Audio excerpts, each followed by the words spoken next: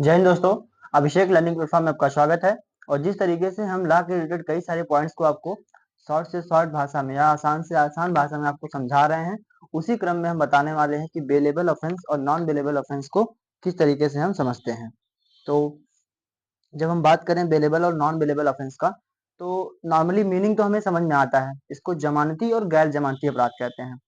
और जब हम जमानती और गैर जमानती अपराध की बात करते हैं, तो जो हमारे बेलेबल ऑफेंस होते हैं और नॉन बेलेबल ऑफेंस होते हैं, इनका डिफिनेशन कहें तो bailable offence is the offence that is less heinous than the non bailable offence. मतलब जो बेलेबल ऑफेंस होंगे वो उतने हीनियस नहीं होंगे जितने कि नॉन बेलेबल ऑफेंसेस होंगे। मतलब जैसे किसी का डिफेम करना, वो जो हमारा ऑफेंस हुआ, और किसी का मर्डर करना, दोनों ऑफेंस में बहुत अंतर है।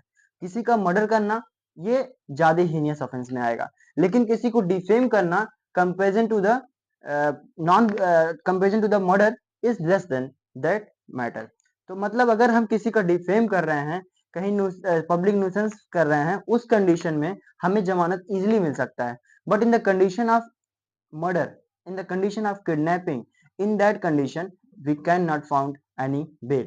That condition is known as non bailable offenses. जैसे रेप के केसेस हुए, ये सारे केसेस आते हैं नॉन बेलेबल ऑफेंसेस में। और जो बेलेबल ऑफेंस में केसेस आते हैं, जैसे आपने कहीं पब्लिक न्यूसेंस कर दिया या डिफेमेशन किसी को कर दिया है, ऐसे कंडीशन को हम बेलेबल ऑफेंस में रख सकते हैं या रखते हैं। ठीक है। अब हम आपको बताने वाले हैं कि बेलेबल ऑफेंस के सेक्शन कौन से हैं सीआरपीसी में, और कौन से सेक्शन आपके बीएनएस में डिफाइन किए गए हैं, और किस सेक्शन में उसके डिफिनेशंस दिए गए हैं, और किस सेक्शन के माध्यम से वहां बेल मिलता है और किस सेक्शन के माध्यम से वहां बेल मिलता है। दोनों में हम आपको डिफरेंस बता देंगे।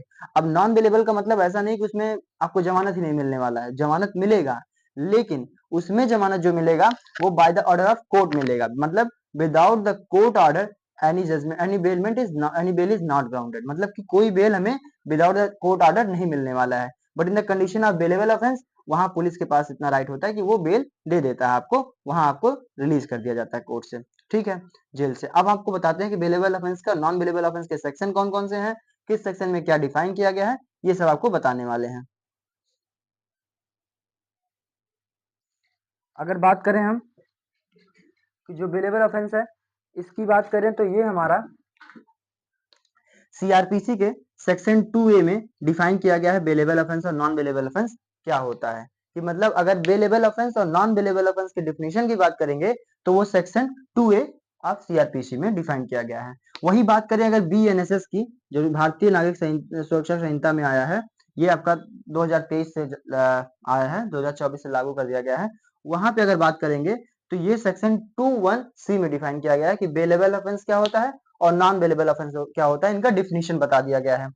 अब बात करें अगर कि बेलेबल ऑफेंस और नॉन बेलेबल ऑफेंस को अभी हम और अच्छा से डिफाइन कर देंगे आपके सामने। अगर हम बात करें कि किस किस ग्राउंड के आधार पर वहां बेल मिलता है, किस किस ग्राउंड के आधार पर नहीं बेल मिलता है, और उनको डिफाइन किसमें किया गया है। अगर बात करें कि बेलेबल ऑफेंस के कौन कौन से ग्राउंड होते हैं, जैसे हमने बताया था आपको एग्जांपल कि बेलेबल ऑफेंस में ऐसे ऑफेंसेज आते हैं जो लेस हीनियस होते हैं comparison to the non bailable offences. मतलब किसी का मर्डर कर दिए, किसी के साथ रेप हो गया, किसी का किडनैपिंग कर लिए हैं, वो हीनियस है, मोर हीनियस ऑफेंस आएगा। But in the condition of public nuisance, but in the condition of defamation is less heinous in the non bailable offences. ये जो ऑफेंसेज होंगे वो कम हीनियस होंगे या लेस हीनियस होंगे।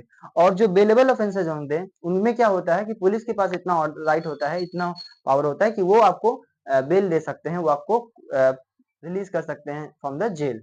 But in the condition of non bailable offence, police have no any right to release any accused person. Okay, then we define some other points about the bailable and non bailable offences.